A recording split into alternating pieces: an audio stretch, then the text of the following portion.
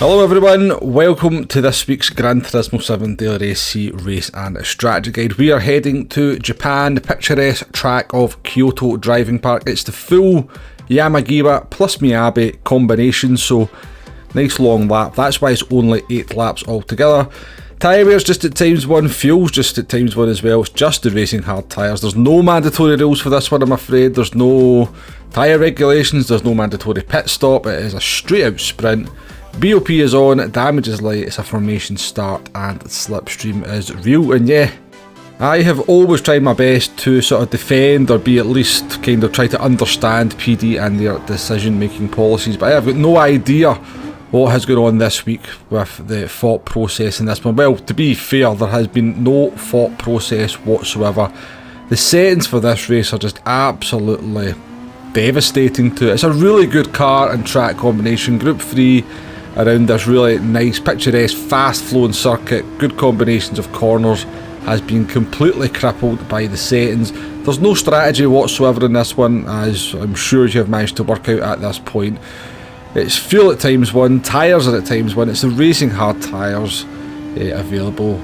It's only an 18-minute race, so if the tyre had been at times 1, of course the tyres have absolutely, well, pretty much zero influence on the race in terms of tyre wear. So it's very much a qualifying fest, this one. Make sure you get a good qualifying, start as far up the grid as you can, and yeah, pretty much just a sprint race. As I said, I've no idea what's going on with the thought process here, because it's, I hate to say it, but literally it takes 40 minutes, an hour, a single person to sit down, do some laps around the track, work out the fuel and the tyres to try and bring some strategy into a race. Now I know a lot of people are saying, or there is certain people out there that are saying that they're doing this for BOP information, but really, are they going to pick up that much information when it's just going to be an absolute fest between whatever? No, there'll be like 2 cars that will be picked by people. There'll be the Beetle and the Subaru, I would imagine, or whatever car becomes the meta, everyone's driving that car, so they're not really picking up any BOP information because there's not a wide variety of cars being used,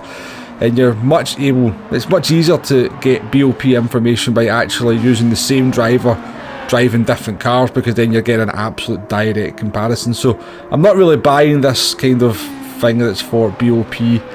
As I said, no idea. We've got variable weather, we've got much more tricky cars to handle, we've got different tyres to use. We could really just make this combination come alive with some much more exciting settings, but yeah, this is what we've got.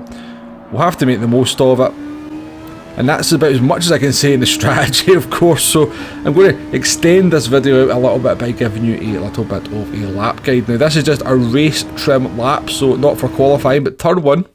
I used the 50-metre board. Now do be careful into turn 1, it's very easy to go in just a little bit quick and scrub the front tyres over the track, which will see you understeer quite wide. What you really want to be doing in turn 1, and there's several other corners in this track, is having a nice smooth trajectory through the corner. When you see the curb on the exit, you should be able to hit the power without understeering off the track.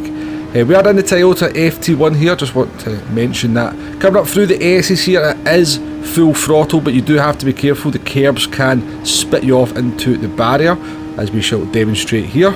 We hit that curb just the wrong way into the barrier we went. Lucky to not pick up a 1.5 second penalty for that one. 50-metre board, or just before the 50-metre board, start at the curb is your reference for this very long left-hander. Very similar to turn 1 again. Just be gentle with your braking, get the car in a nice smooth line, try not to scrub those front tyres over the track. Is probably the quickest way to tackle that one. Coming down the hill, you're looking for this first line on the left hand side. Now you can brake just after that, but do be careful. This is a downhill braking zone. If you miss your braking zone by just a metre, a couple of metres, you will run very wide into a very tight right hand corner at the bottom of the hill, and it can cost you a lot of lap time. But I try to keep a nice tight line through this corner here. Now there is a crest here. If you get on the power too vigorously, the car will get unsettled, so do be careful of that. Coming into the second hairpin here, it does open up a little bit.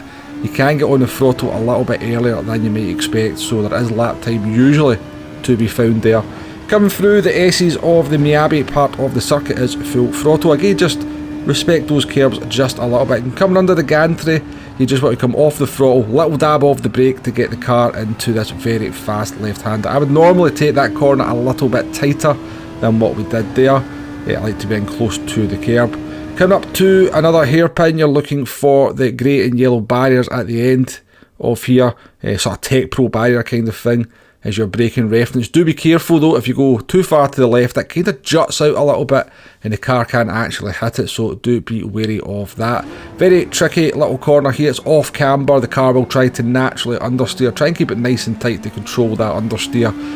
Difficult acceleration zone there, the car will try to squirm under you, but quite important because you're going to carry that power all the way up the hill. And then coming to another hairpin, lots of hairpins at Yamagiwa plus Miyabi. It's the end of the yellow signage on the track that I use for my reference point here. Now we did brake a little bit too late here and run a little bit wide, but we actually kind of brought it back, a little bit of a late apex, so cost us a couple of attempts no doubt, but no disaster whatsoever. Now we're on to probably the trickiest corner on the track. Now I've not really got a reference point here, but you want to just be coming off the throttle into the first part of this complex here.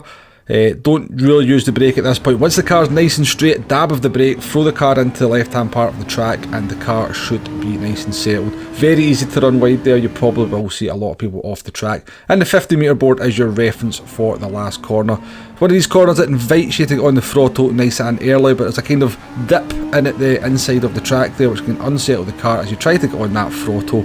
But that's a lap of Kyoto Driving Park, Yamagiwa plus Miyabi. Hopefully that's helped you in some way, shape or form. No strategy whatsoever to pass on to this one. Not sure what's going on with PD. Hopefully they can get it sorted. Hopefully they get some strategy into the races in the near future. Maybe even use that variable weather PD might be a good idea as well.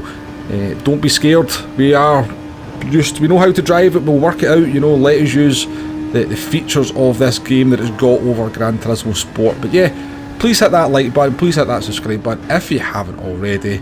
Hopefully the video's been useful. I'll see you on the track. Maybe we'll definitely make the most of this over the course of the week anyway and doing some live streams. But yeah, catch you on the next one. Goodbye now.